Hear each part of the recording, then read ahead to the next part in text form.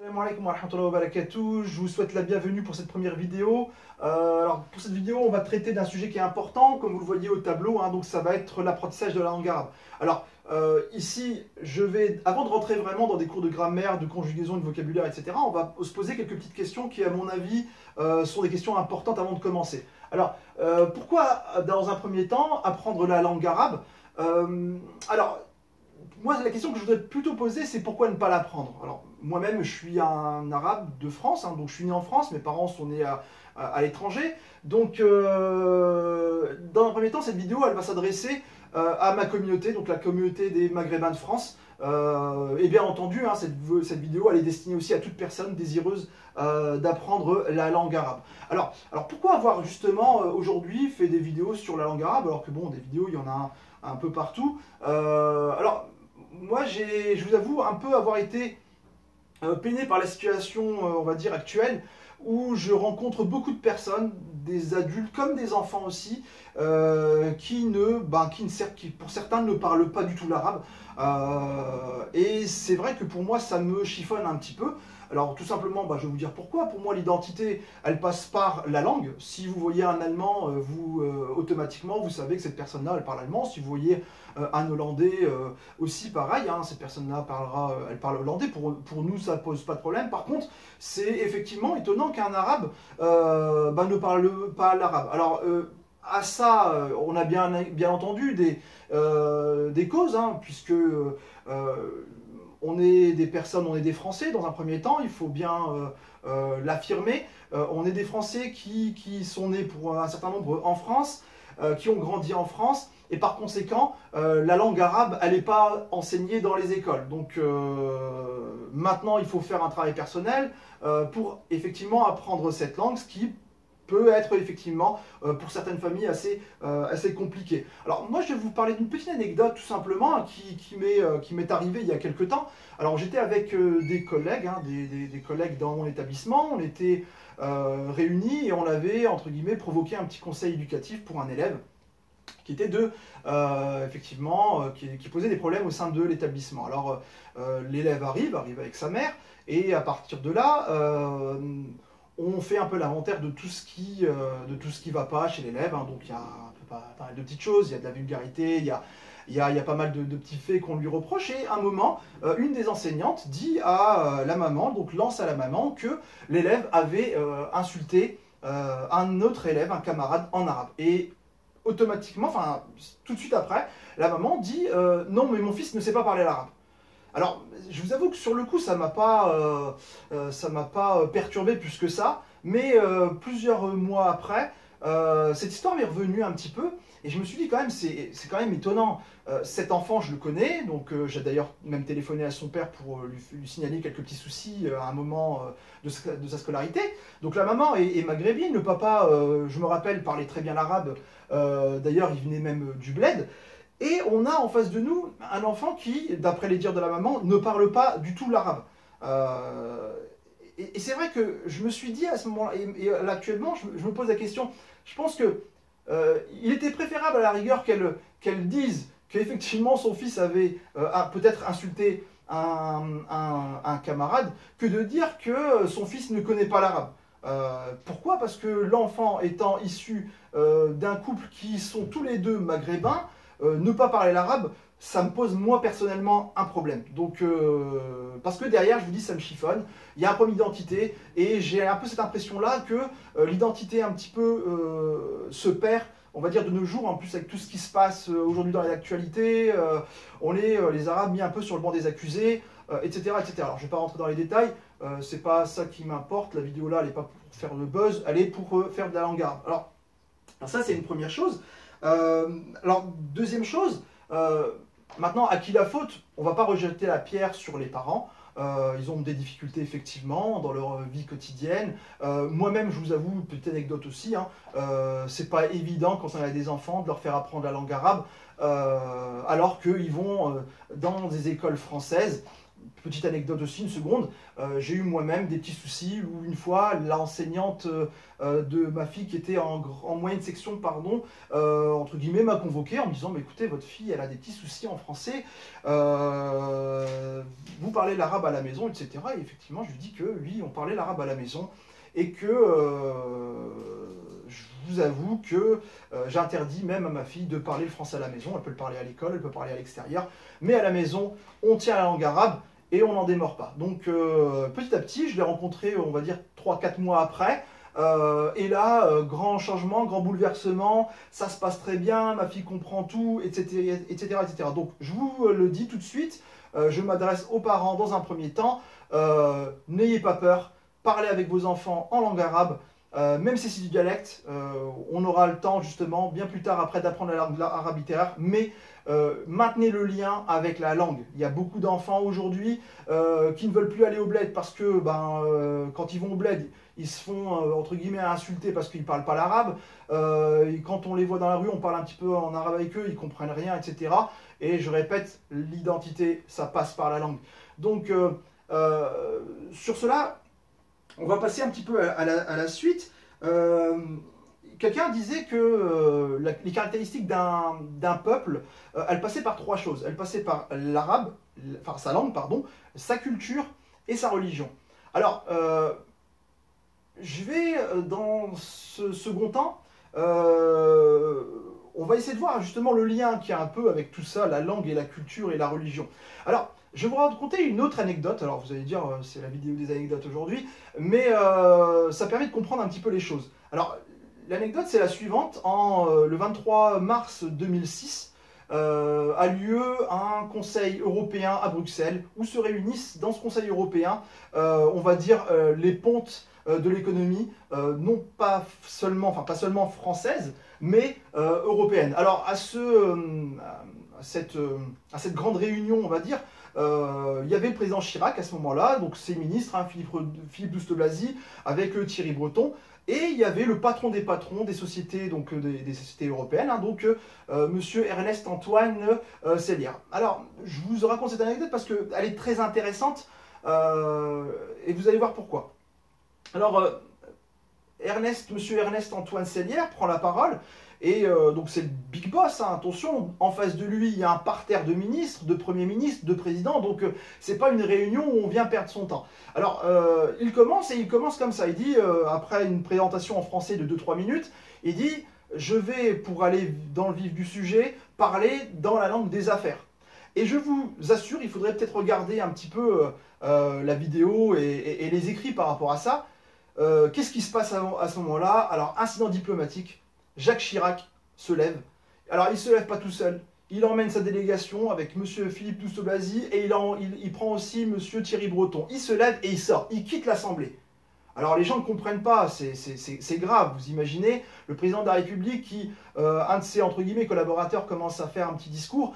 Il claque la porte. Quasiment, il claque la porte. Il s'en va et les gens qui étaient présents disent qu'il est revenu après que M. Sellière ait terminé son discours.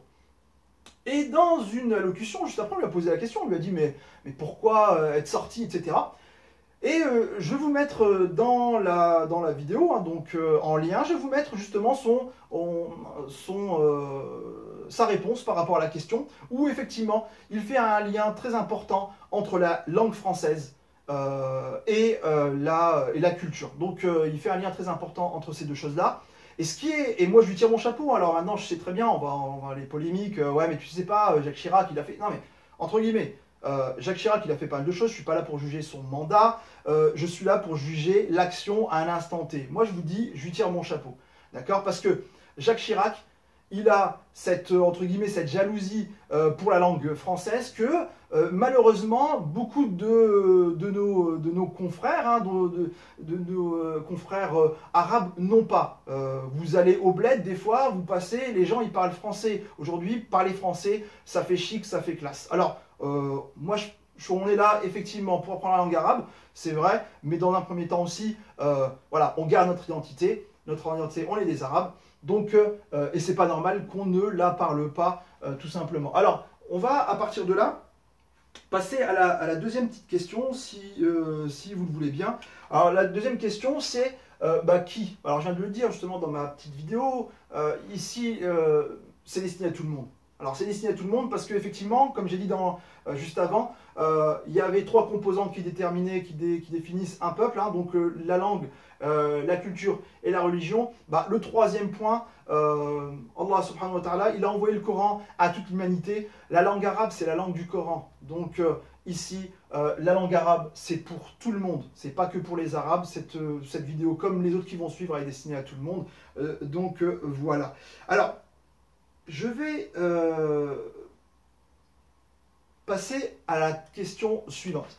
Alors, la question suivante, alors c'est comment l'apprendre? Alors, effectivement, il y a plusieurs méthodes pour l'apprendre. C'est vrai que la méthode un peu que j'utilise, la vidéo, c'est pas la méthode, on va dire, la plus, on va dire, commune. On a l'habitude d'apprendre la langue arabe dans des cours, dans des écoles, dans des mosquées, etc., etc. Alors, effectivement, il y a plein de méthodes. On peut aussi très bien partir à l'étranger pour l'apprendre. Alors maintenant, dans le comment, il faut savoir aussi se poser la question de quel est mon objectif quand j'apprends la langue arabe. Alors il y a plusieurs objectifs. Est-ce que j'apprends la langue arabe pour le parler couramment, ou bien plutôt pour essayer de comprendre et pour pouvoir avoir à disposition des sources et des horizons justement différents pour comprendre certaines choses, notamment le Coran et la Sunna. Donc, et c'est vrai que alors, si on se donne comme objectif de parler l'arabe couramment, ça va être un peu compliqué habitant en France. Alors soit tu dois partir, alors soit si tu restes, tu vas l'apprendre, mais le problème c'est qu'avec qui tu vas le parler. Alors l'idéal c'est de le parler correctement, de l'écrire et de lire. Moi, ce que je pense ici, c'est que ça va être compliqué de le parler, parce que je vous dis avec quel interlocuteur vous allez le parler, ça risque d'être un peu compliqué. Alors, moi, je pense maintenant que l'objectif vraiment principal, c'est vraiment de comprendre la langue arabe pour pouvoir justement lire des livres écrits dans un arabe sans voyelles, entre guillemets, etc., etc., pour passer à la compréhension du Coran et des textes.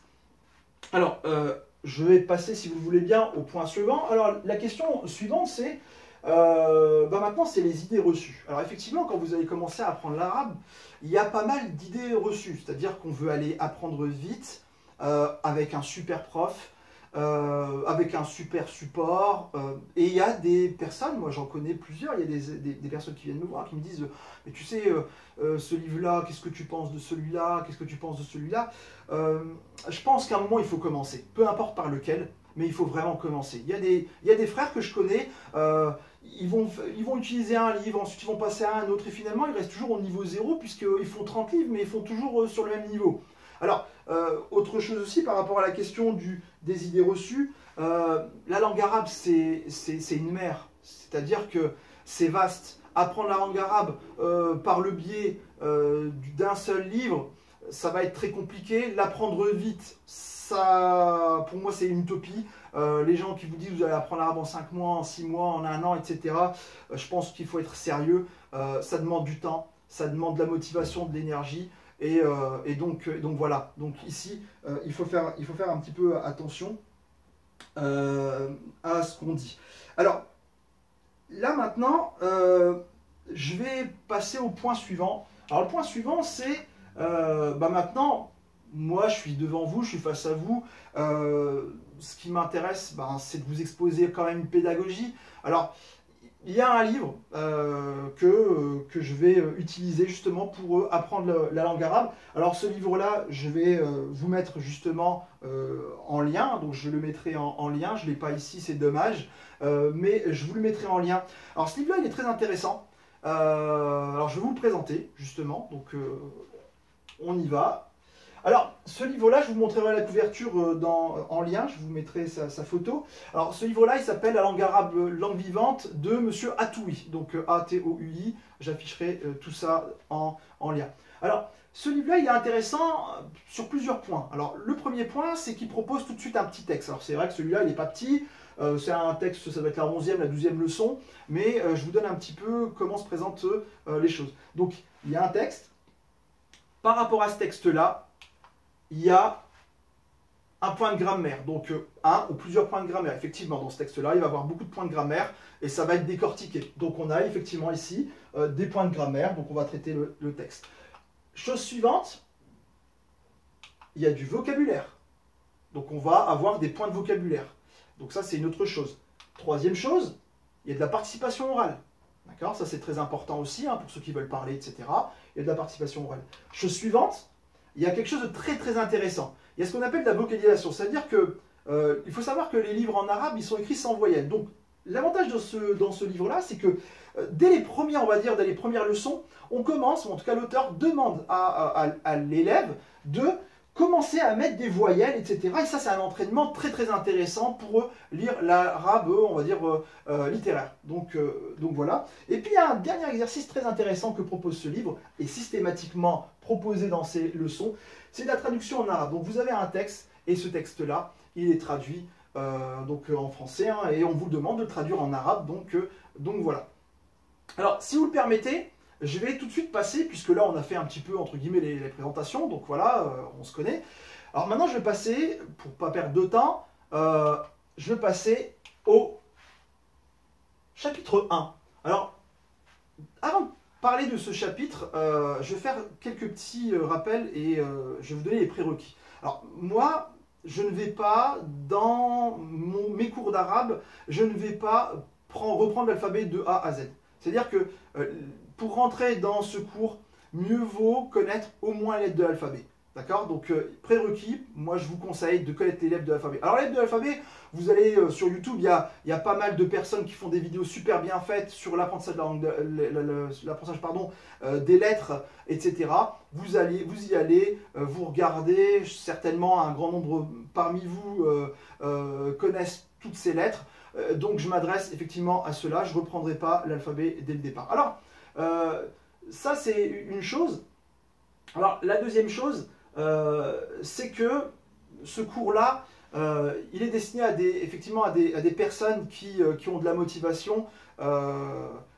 Et finalement, même si je suis face au projecteur et que c'est entre guillemets moi l'acteur aujourd'hui, je vais faire en sorte que ça soyez vous qui puissiez produire des exercices, etc., etc. Mais à partir de là, on fera la correction ensemble. Alors je vous donnerai la technique, vous allez voir, c'est une méthode très intéressante. On commence par la première leçon qui s'intitule les voyelles brèves et le soukoun ou la soukoun, alors c'est comme vous voulez.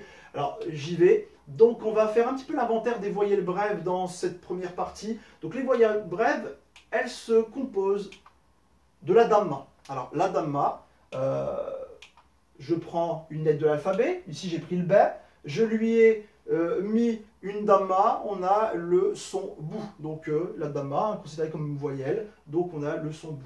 On en a une deuxième, alors cette deuxième, la fatha. Alors la fatha, ici je prends la lettre B, pareil, et je lui mets une petite fatha, ici, hein, vous voyez, juste au-dessus, et on a un son qui est le son B. Troisième lettre, troisième voyelle, la kasra. Alors, dans la kasra, on a, pareil, le B, mais dans ce cas-là, je lui mets une petite kasra ici, et j'ai la lettre, donc ici, bi. Donc voilà. Alors, on va passer tout de suite à la soukoun, ou au soukoun. Alors, le soukoun, je commence à écrire ici belle, et le soukoun ou la soukoun, c'est le petit rond qui va être porté par la consonne. Alors vous avez remarqué peut-être une chose, c'est que je n'ai pas mis la soukoun directement sur la lettre. En arabe, il faut savoir qu'on ne met pas de soukoun sur une première lettre. Donc je l'ai fait précéder d'une lettre avec une voyelle. Alors, en vérité, la leçon elle est plus ou moins terminée pour aujourd'hui. Alors, avant de nous quitter, je vous propose l'exercice suivant. Alors, dans l'exercice suivant, on vous demande, il y a deux exercices, écrire en arabe les mots suivants. Et pareil, même exercice ici. Alors, ce que je vous demande, et je vais vous donner un petit peu ma méthode de travail, c'est que dans un premier temps, je vais afficher l'énoncé de l'exercice. Je pars du principe que vous n'avez pas encore le livre. On va se donner rendez-vous dans une semaine à peu près. Histoire de laisser le temps aux frères et aux sœurs qui veulent acheter le livre. Il coûte 11,53 €, hein. Je l'ai acheté il n'y a pas très longtemps. Il est vraiment pas cher, il est très très intéressant. Je vous le conseille vivement. Ici, je vous donne l'exercice. C'est vous qui le faites. C'est vous qui ferez la correction. Alors pour que vous fassiez la correction, je vous demanderai dans une adresse mail que je vais vous mettre en lien dans la vidéo, d'accord? Je vais vous demander de m'envoyer vos exercices, s'il vous plaît. Envoyez-moi vos exercices. Faites en sorte que la forme soit assez propre dans le sens où que ça soit bien écrit, grand. Vous faites une photo, vous m'envoyez dans la boîte mail et comme je vous l'ai dit tout à l'heure, hein, l'objectif c'est pas que ça soit moi qui soit acteur un petit peu des cours, etc. Mais c'est que tout le monde puisse participer. Donc vous allez participer, je vais mettre à l'honneur des exercices que je vais projeter vos exercices et on fera la correction. Alors tout simplement pourquoi? Alors il y a deux types quand on corrige des exercices, soit je mets la correction, hein, je l'ai, hein, si je tourne la vidéo là, si pardon je tourne la diapo, vous allez voir la correction, elle est déjà toute prête. Mais ce n'est pas forcément le plus intéressant. Le plus intéressant pour moi, c'est de mettre vos productions écrites et pouvoir justement analyser vos erreurs. Parce que si vous la faites, etc., il y en a peut-être d'autres aussi qui l'ont faite.